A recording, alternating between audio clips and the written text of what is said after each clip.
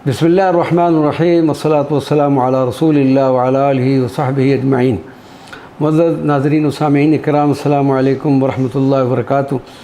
आज हम शहादत की बेशुमार अक़साम में से सिर्फ़ दो अक़साम का ज़िक्र करेंगे। शहादत की मशहूर अक़साम में से दो किस्म की शहादत इंतहाई अहमियत की हामिल है। एक शहादत ख़फ़ी जिससे नवासा रसूल हज़रत सैयदना इमाम हसन रज़ी अल्लाह ताला अन्हु शर्फ़याब हुए और सरकार दो आलम सल्लल्लाहु अलैहि वसल्लम ने किसी को भी उसकी ख़बर न दी।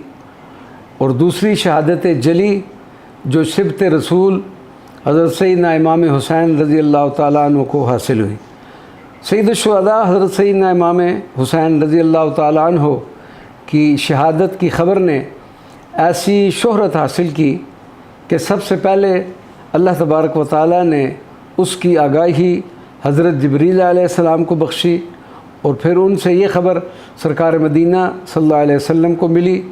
फिर नबी करीम सल्लल्लाहु अलैहि वसल्लम से सैयदना अली करमुल्लाहु वजहू और चंद दूसरी शख्सियात को इस ख़बर से मुत्तले फ़रमाया गया।